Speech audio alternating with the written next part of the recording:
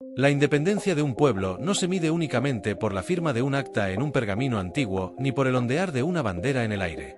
La verdadera independencia se demuestra en la capacidad de un país para decidir por sí mismo, para resistir las presiones externas, para construir un camino propio sin arrodillarse ante intereses foráneos. Hoy, cuando recordamos aquel 15 de septiembre de 1821, no basta con quedarnos en el relato romántico de los próceres, ni en el simbolismo del himno, ni en la emoción de los desfiles. Debemos ir más allá y preguntarnos, ¿qué significa realmente ser independiente en el siglo XXI? ¿Cuánto de esa independencia inicial hemos perdido en los siglos posteriores y cuánto hemos logrado recuperar? Y sobre todo, ¿qué papel juega El Salvador en un mundo cada vez más convulso, en donde los grandes bloques de poder imponen agendas y dictan las reglas del juego global? Bienvenidos al canal. Estamos en el análisis rápido, pero profundo, para comprender por qué la independencia de El Salvador no es un tema del pasado, sino una cuestión de presente y de futuro. Cuando en 1821 se firmó la independencia de España, los pueblos centroamericanos dieron un paso monumental: dejar atrás 3 siglos de colonialismo directo, de explotación y de marginación. Sin embargo, aquella independencia no significó de inmediato soberanía plena ni libertad real. De hecho, fue apenas el inicio de un proceso inconcluso que en gran medida aún seguimos peleando. Desde el primer día, nuestra independencia se vio condicionada por las disputas internas, por la falta de cohesión regional y, sobre todo, por la influencia de nuevos actores internacionales que buscaban llenar el vacío dejado por el Imperio español. El Salvador, como otras naciones centroamericanas, se convirtió rápidamente en un terreno de disputa geopolítica. Las potencias europeas no se resignaron a perder su influencia en estas tierras, y los Estados Unidos de América, en su doctrina expansionista conocida como el Destino Manifiesto, comenzaron a ver a Centroamérica como su zona natural de control. Esa idea, reforzada más tarde por la doctrina Monroe, se tradujo en intervenciones directas, imposiciones económicas y en la manipulación política de gobiernos enteros. En la práctica, El Salvador pasó de ser una colonia española a ser un país atrapado en la órbita de poder de Washington, sin verdadera autonomía para decidir su propio destino. Durante décadas, nuestra historia fue marcada por esa dependencia. Planes económicos diseñados en escritorios extranjeros, reformas impuestas por organismos multilaterales, préstamos condicionados a recetas que nunca funcionaron y que, de hecho, nos sumieron más en el atraso. A esto se sumaron los conflictos internos, la desigualdad estructural, la concentración de poder en pequeñas élites económicas que funcionaban como intermediarias entre los intereses externos y el pueblo salvadoreño. El episodio más oscuro de nuestra historia reciente fue, sin duda, la Guerra Civil de los años 80. Una guerra alimentada por la Guerra Fría, en la cual El Salvador se convirtió en un tablero más de la confrontación entre el bloque soviético y los Estados Unidos de América. Miles de salvadoreños pagaron con su vida una guerra que en gran medida no era nuestra, sino impuesta desde afuera. Se nos obligó a escoger entre 2 bandos diseñados fuera de nuestras fronteras, uno armado y financiado por Washington y otro respaldado indirectamente por el bloque comunista. ¿Dónde quedó nuestra soberanía en ese momento?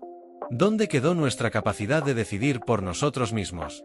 La sangre derramada en esos años fue consecuencia directa de la manipulación geopolítica de potencias extranjeras que nunca tuvieron verdadero interés en nuestra paz ni en nuestro desarrollo.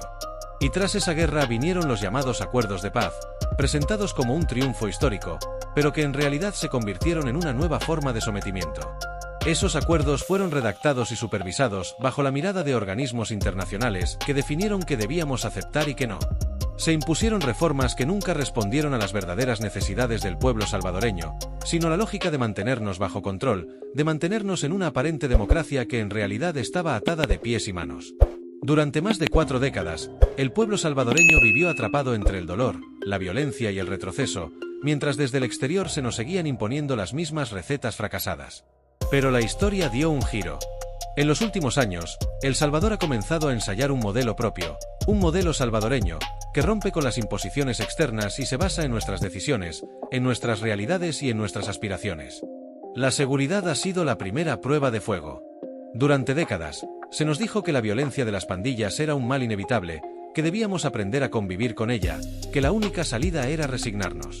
Esa narrativa fue sostenida por centros de pensamiento, ONGs y organismos internacionales que jamás habrían tolerado lo mismo en sus propios países. Se nos negó el derecho a vivir en paz y se justificó la inseguridad como parte de nuestra identidad.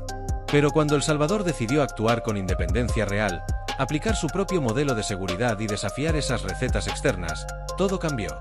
Hoy, El Salvador pasó de ser uno de los países más violentos del mundo a convertirse en el país más seguro del hemisferio occidental. Este logro no fue producto de manuales importados ni de préstamos condicionados. Fue el resultado de decisiones soberanas, de políticas aplicadas con firmeza, de una estrategia pensada desde adentro y respaldada por la voluntad popular. Y aunque esta transformación ha sido criticada duramente por los mismos poderes internacionales que antes nos controlaban, lo cierto es que los resultados son innegables.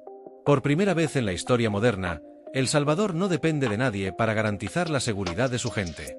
La seguridad, sin embargo, es solo el primer paso.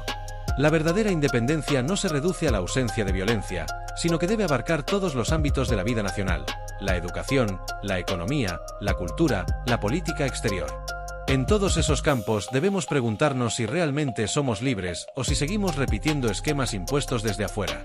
Por ejemplo, en la educación, durante décadas se introdujeron contenidos y agendas diseñados en oficinas extranjeras que nada tenían que ver con nuestras realidades. Se nos quiso imponer una visión del mundo ajena, se nos inculcaron valores que no nacieron en nuestra tierra y se debilitó nuestra identidad cultural. Eso también es una forma de colonialismo, más sutil, pero igual de destructivo. El rescate de valores básicos como el respeto, la disciplina, el civismo y la responsabilidad no es un simple capricho. Es la base para formar ciudadanos conscientes, capaces de sostener una independencia real. Porque de nada sirve encarcelar a 80.000 criminales si las nuevas generaciones no son educadas con valores sólidos que les impidan repetir los errores del pasado. La independencia comienza en el corazón de cada salvadoreño, en su manera de vivir, en su compromiso con la comunidad y con la nación. En este sentido, El Salvador está construyendo un modelo educativo que busca no solo transmitir conocimientos técnicos, sino también formar seres humanos íntegros. Enseñar a decir gracias, por favor, buenos días puede parecer algo pequeño, pero en realidad es una revolución silenciosa que siembra respeto, civismo y responsabilidad en la vida diaria. Esa es la base de una sociedad independiente. Una sociedad que no depende de fórmulas externas, sino que construye su propio camino a partir de valores firmes y de una identidad nacional recuperada. Y aquí entramos a la dimensión geopolítica del presente. El mundo de hoy está marcado por una pugna cada vez más evidente entre bloques de poder. Los Estados Unidos de América, China, Rusia, la Unión Europea, las potencias emergentes del sur global, todos compiten por influencia y control en distintas regiones. En este tablero global, los países pequeños como El Salvador suelen ser vistos como piezas fácilmente manipulables. Se nos presiona para alinearnos con un bloque o con otro, para aceptar agendas que no necesariamente son las nuestras. Pero la verdadera independencia consiste en decir no. Consiste en decidir por nosotros mismos, en aceptar cooperación e inversión extranjera, sí, pero siempre bajo nuestros términos, siempre bajo el respeto absoluto a nuestra soberanía. ¿Por qué durante décadas se nos dijo que depender de otros era normal? ¿Por qué se nos convenció de que no podíamos caminar solos? La respuesta es clara: porque la dependencia garantiza el control. Un país dependiente nunca será realmente libre, nunca tendrá voz propia en el escenario internacional. La independencia real incomoda a los poderes globales, porque significa perder un peón en su tablero geopolítico. Y El Salvador ha comenzado a incomodar precisamente por eso, porque ha decidido ser dueño de su destino. Hoy, mientras celebramos la independencia de 1821, debemos reconocer que aquel fue solo el inicio de un camino largo y complejo. La verdadera independencia no se logró entonces, y aún hoy no está completa. Pero estamos más cerca que nunca de alcanzarla. Porque independencia significa no depender, significa decidir, significa asumir la responsabilidad de nuestras acciones y de nuestras consecuencias. Y esa responsabilidad no recae únicamente en el gobierno o en las instituciones. Recae también en cada ciudadano. La independencia se construye en las aulas, en los hogares, en las comunidades. Se construye con cada acto de respeto, con cada esfuerzo por mejorar, con cada decisión de apostar por el país en lugar de huir de él. La independencia no se celebra una vez al año en un desfile, se vive todos los días en la seguridad de nuestras calles, en la disciplina de nuestras escuelas, en la fortaleza de nuestras instituciones y, sobre todo, en la soberanía de nuestras decisiones. La pregunta clave es: ¿estamos dispuestos a completar ese proceso? ¿Estamos listos para dejar de ser espectadores de nuestra historia y convertirnos en protagonistas? Porque al final, la independencia de un país no se decreta, se construye. Y en el caso de El Salvador, esa construcción apenas comienza, pero ya ha demostrado ser capaz de transformar nuestra realidad. Por eso, hoy más que nunca, debemos reivindicar aquella independencia de 1821 no como un recuerdo del pasado, sino como el primer ladrillo de una nación que sigue levantándose, que sigue luchando por ser plenamente libre, soberana y digna. El reto es enorme, las presiones externas seguirán existiendo, los intentos de manipulación no desaparecerán. Pero la convicción del pueblo salvadoreño, su capacidad de resistir y de construir, será la clave para consolidar un modelo propio, un modelo que ya comienza a inspirar a otros países en la región y más allá. Hoy celebramos, sí, pero también reflexionamos. Hoy recordamos el sacrificio de quienes nos dieron la primera independencia, pero también asumimos el compromiso de llevar esa independencia a su plenitud. Porque la independencia verdadera no es un acto aislado, es un proceso continuo, es una responsabilidad que nunca termina. Y ese proceso depende de todos nosotros. Así que no retrocedamos, no permitamos que nos arrebaten lo que hemos conquistado, no aceptemos de nuevo recetas ajenas que nos llevaron al fracaso. Sigamos construyendo, paso a paso, con la certeza de que sí se puede, de que ya lo probamos, de que ya lo vivimos y de que, si Dios lo permite, lo seguiremos demostrando. Un nuevo El Salvador está naciendo, un El Salvador que no depende de nadie más que de su propio esfuerzo y de la gracia de Dios Todopoderoso. Un El Salvador que honra sus raíces, que rescata sus valores y que se proyecta hacia el futuro con dignidad y con orgullo. Esa es la verdadera independencia.